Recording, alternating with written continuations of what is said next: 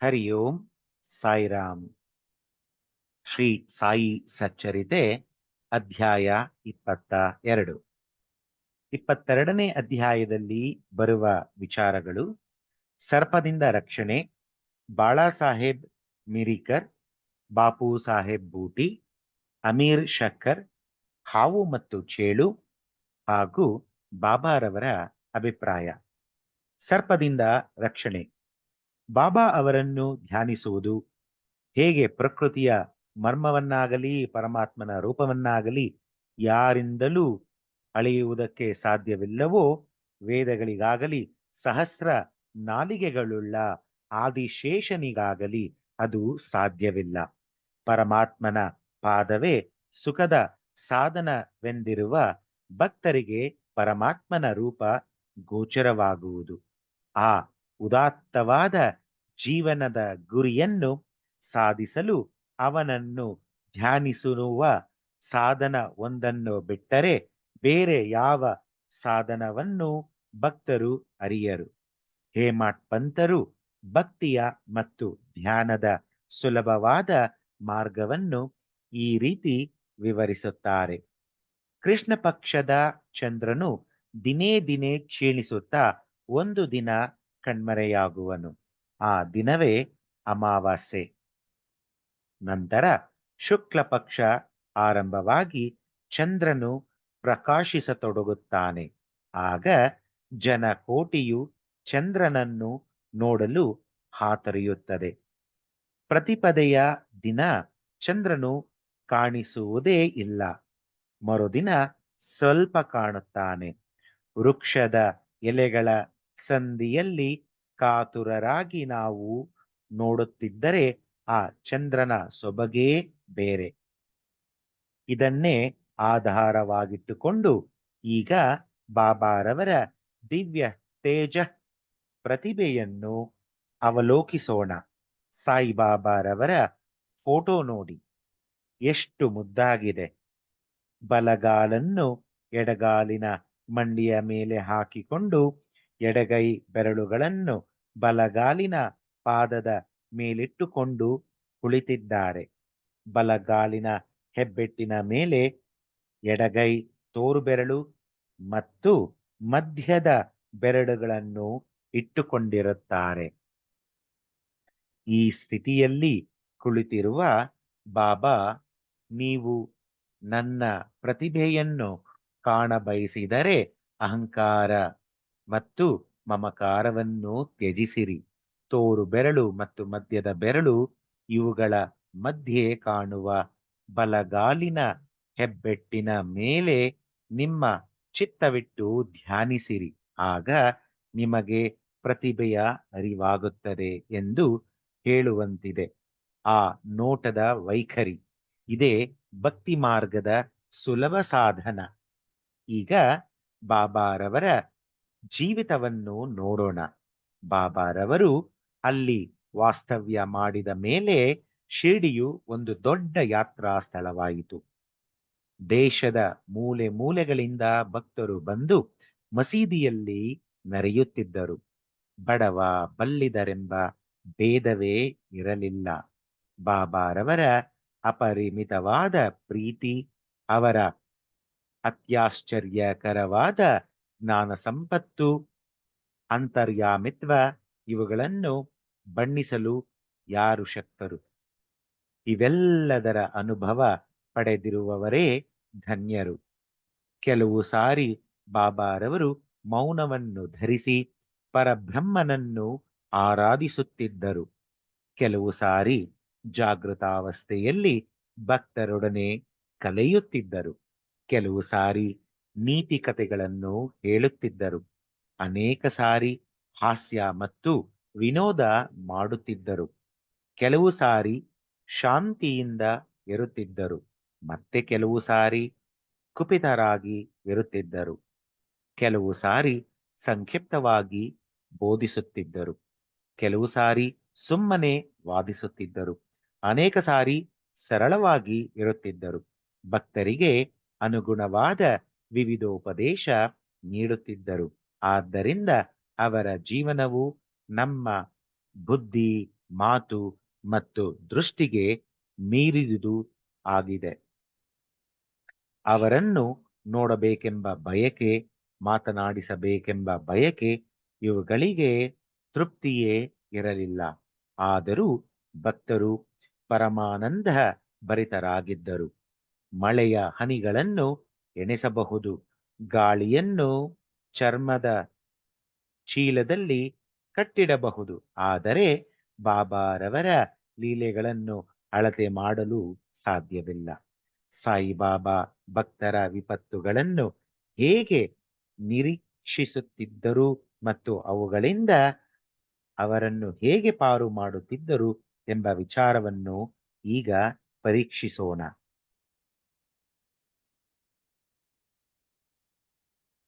ಬಾಳಾ ಸಾಹೇಬರ ಮಿರಿಕರ್ ಸರ್ದಾರ ಕಾಕಾ ಸಾಹೇಬ್ ಮಿರಿಕರ್ ರವರ ಮಗ ಬಾಳಾ ಸಾಹೇಬರು ಚಿತಳಿಗೆ ಪಯಣ ಮಾಡುತ್ತಿದ್ದರು. ದಾರಿಯಲ್ಲಿ ಹಾಗೆಯೇ ಶಿರಡಿಗೆ ಬಂದು ಬಾಬಾರವರ ದರ್ಶನವನ್ನು ಪಡೆದು ಯೋಗಕ್ಷೇಮವನ್ನು ವಿಚಾರಿಸಿದರು. ಆಗ ಬಾಬಾರವರು, ನಮ್ಮ ದ್ವಾರಕಾ ಮಾಯಿ ನಿಮಗೆ ಗೊತ್ತಿದೆಯೇ ಎಂದು ಕೇಳಿದರು. ಮಿರಿಕರ್ ಅವರಿಗೆ ಅರ್ಥವಾಗಲಿಲ್ಲ. ಸುಮ್ಮನೆ ಕುಳಿತರು. ಪುನಃ ಬಾಬಾರವರು ಮುಂದುವರೆದು, ನೀನು ಈಗ ಕುಳಿತಿರುವುದೇ ದ್ವಾರಕಾ ಮಾಯಿ. ಅವಳು ತನ್ನ ತೊಡೆಯ ಮೇಲೆ ಕುಳಿತಿರುವ ಮಕ್ಕಳ ಅಪಾಯಗಳೆಲ್ಲವನ್ನೂ ದೂರ ಮಾಡುತ್ತಾಳೆ. ಈ ಮಾತೆಯು ದಯಾಮಯಳು. ಅವಳ ಭಕ್ತರಿಗೆ ಯಾವ ಕಷ್ಟಗಳೂ ಬರುವುದಿಲ್ಲ. ಅವಳ ತೊಡೆಯ ಮೇಲೆ ಕುಳಿತರೆಂದರೆ ಸಾಕು, ಅವರ ತೊಂದರೆಗಳು ನಿವಾರಣೆಯಾದಂತೆಯೇ. ಅವಳ ನೆರಳಿನಲ್ಲಿ ಆಶ್ರಯ ಪಡೆಯದವರು ಆಶೀರ್ವಾದ ಪಡೆದಂತೆಯೇ ಎಂದು ಹೇಳಿದರು.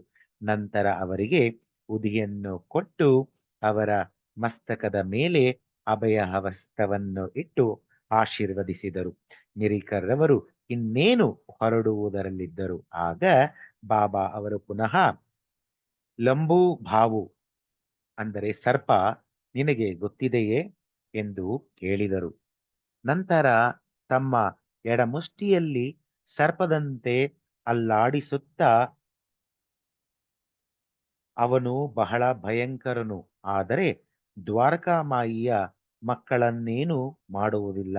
ದ್ವಾರಕಾಮಾಯಿ ಅವರನ್ನು ಕಾಪಾಡುತ್ತಿರುವಾಗ ಸರ್ಪ ಏನು ಮಾಡಬಲ್ಲದು ಎಂದು ಕೇಳಿದರು.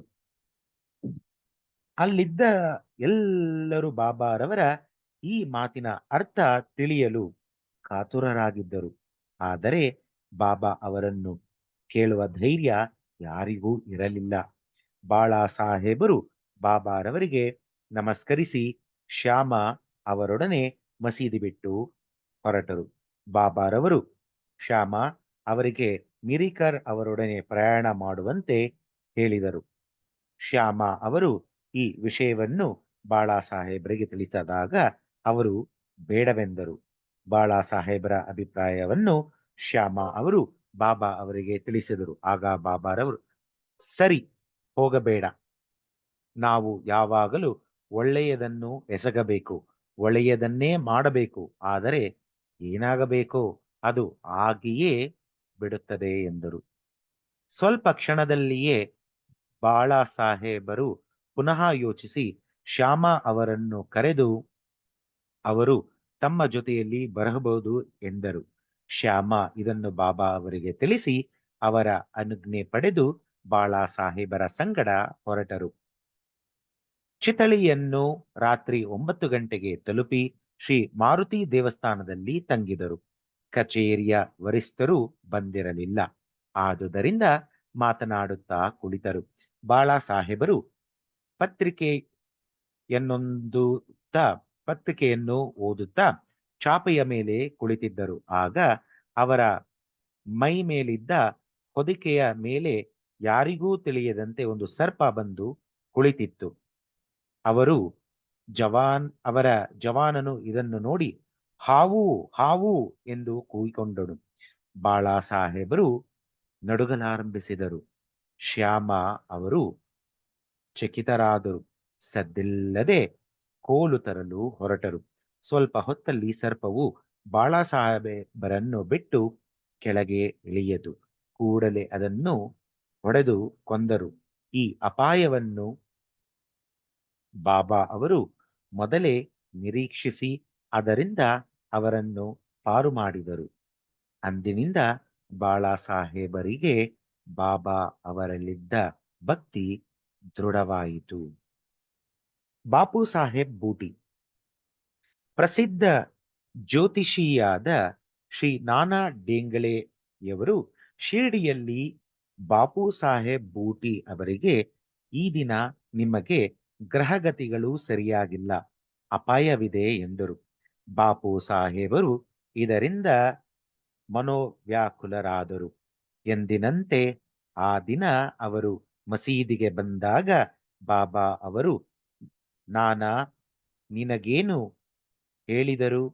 ನಿನಗೆ ಈ ದಿನ ಮರಣ ಸಂಭವವಿದೆ ಎಂದು ಹೇಳಿರುತ್ತಾರೆ ಅಲ್ಲವೇ? ನೀನು ಹೆದರಬೇಕಿಲ್ಲ. ಹೇಗೆ ಆ ಮೃತ್ಯುವು ನಿನ್ನನ್ನು ಕೊಲ್ಲುವುದೋ ನೋಡೋಣ ಎಂದರು. ಆ ದಿನ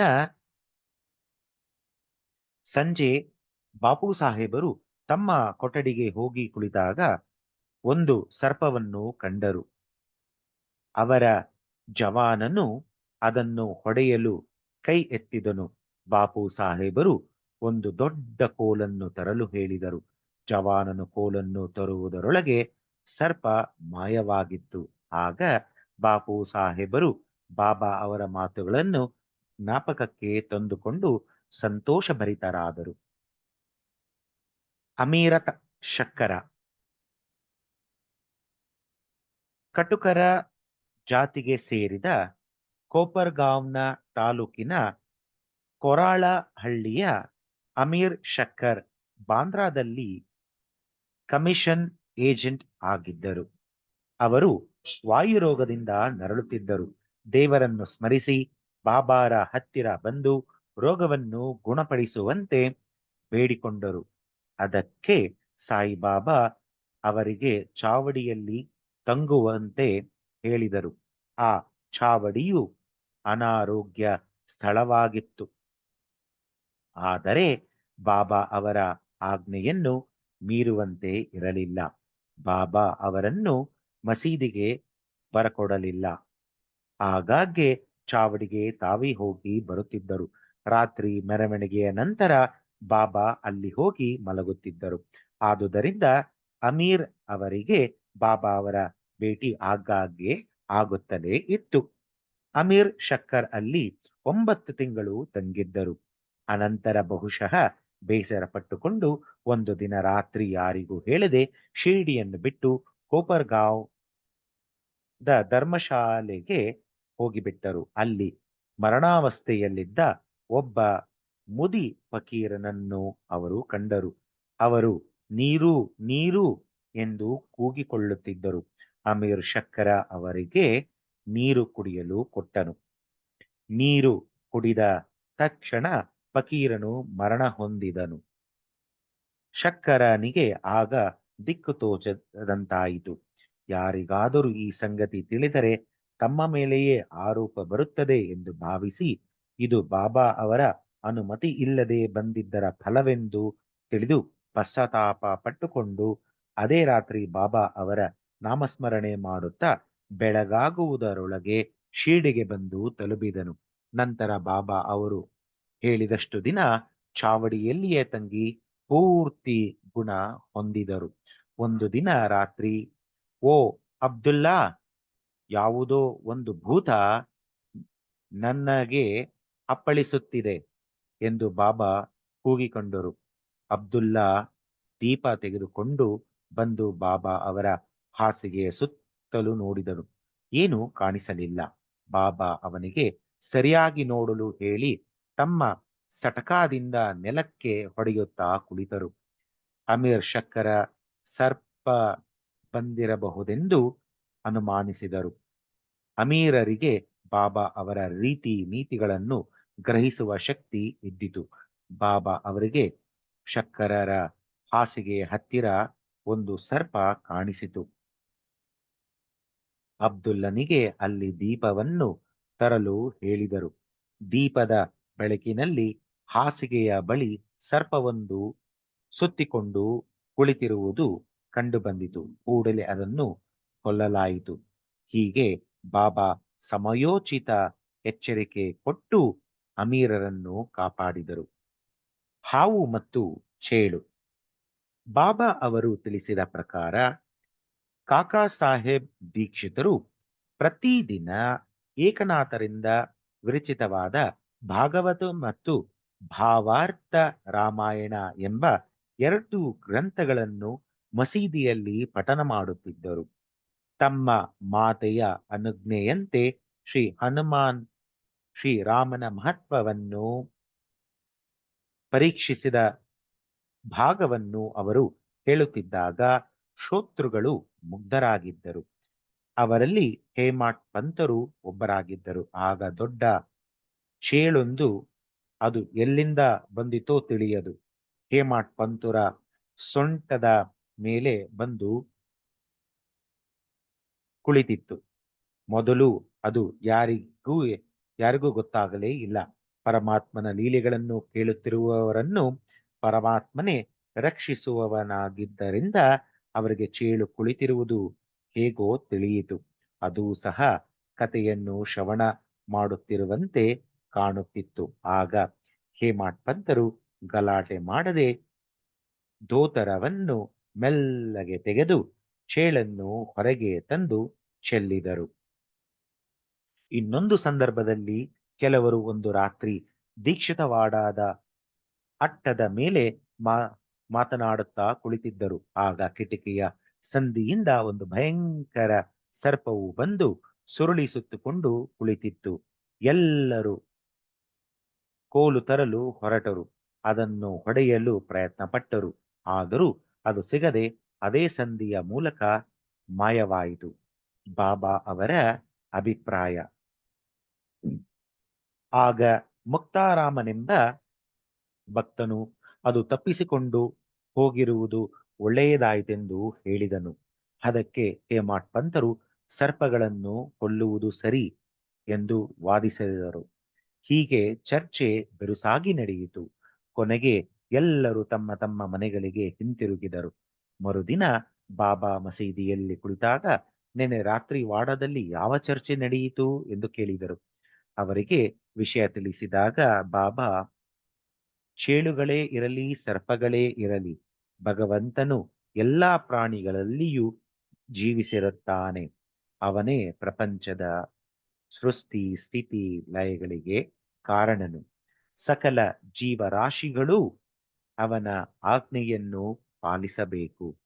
ಅವನ ಇಚ್ಛೆ ಇಲ್ಲದೆ ಯಾರೂ ಇತರರಿಗೆ ಕೆಡಕು ಮಾಡುವುದಿಲ್ಲ. ಇಡೀ ಪ್ರಪಂಚ ಅವನ ಆಶ್ರಿತ. ಯಾರೂ ಸ್ವತಂತ್ರರಲ್ಲ. ಆದುದರಿಂದ ನಾವು ಸಕಲ